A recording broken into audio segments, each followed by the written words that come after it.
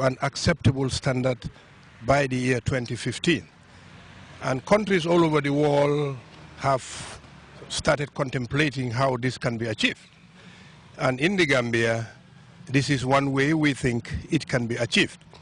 Inadequate road signboards and markings are said to be one of the contributors to road accidents, as they serve as a guiding tool to all road users. And the Commissioner of Operations of the Gambia Police Force assured officials of that member of the Gambia Police Force will be attached to that post to ensure road users implements the signs. This development, according to the President of the Staff Association of the National Roads Authority, Bakari Mane, forms part of the proceeds they gain from a full fundraising they held some time ago. Mane added that the association is planning for more interventions in the future.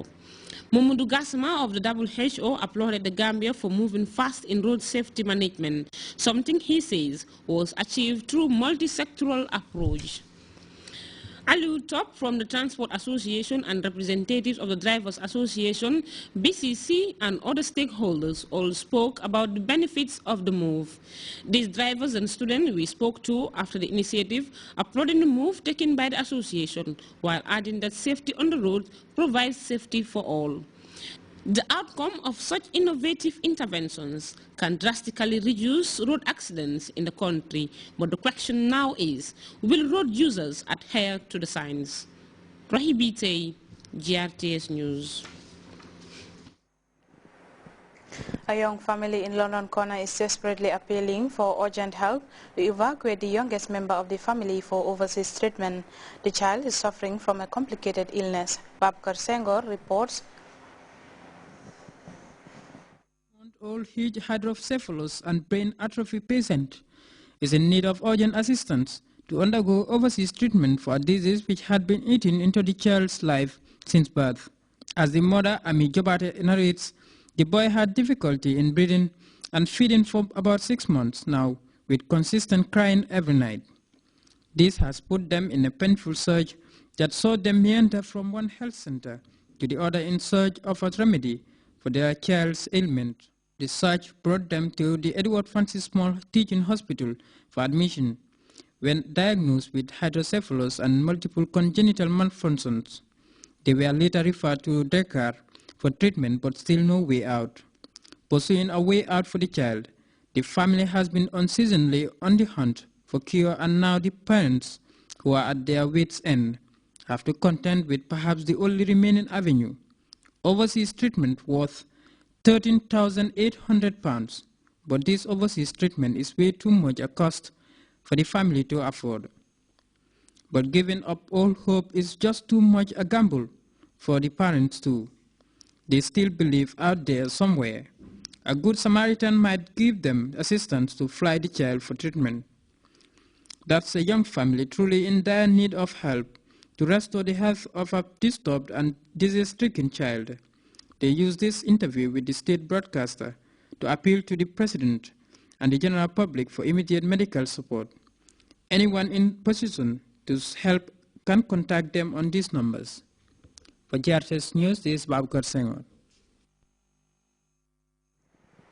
The National Environment Agency, NEA, informs the general public that the next Operation Clean the Nation that is scheduled for this Saturday, 30th November, has been postponed until further notice.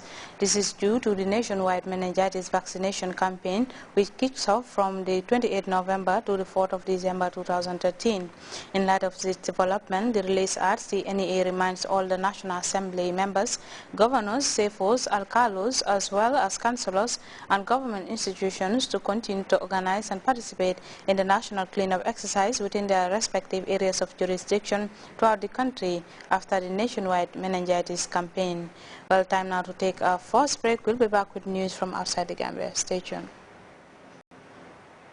His Excellency the President, Chair Professor Dr. Alhaji Yahya AJJ Jami, the organizing committee of the Miss 22nd July Scholarship Pageant proudly presents the finals of the 5th edition of the Scholarship Pageant, taking place on Saturday, December 2013 at the Benjamin Hall Paradise Suites Hotel. The Scholarship Pageant is geared towards promoting excellence among girls in line with Vision 2020 for sustainable growth and development. The pageant is a display of academic potentials, talent, and beauty. The theme for this year is promoting positive attitudinal change for sustainable development, the role of the youth. Support the Miss 22nd July Scholarship Pageant as the scheme will benefit all and sundry.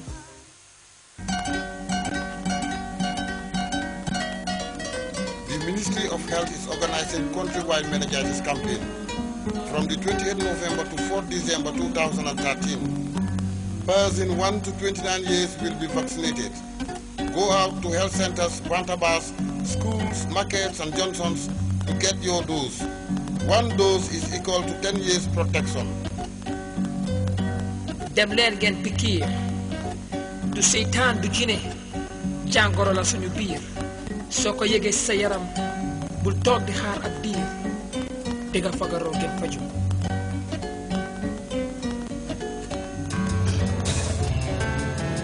Meningitis. It's the Block Entertainment. Meningitis. Anana hulina kele fasitano. Meningitis. Welcome back. There are increasing fears of an impending eruption of ethno-religious conflict in the Central African Republic. To avert this potential crisis, France is calling for an expansion in the number of foreign troops in the CAR. Paris is set to move a motion at the United Nations for a resolution to convert the African Union force in Bangui into a larger force with a mandate to fight. We have details in this report.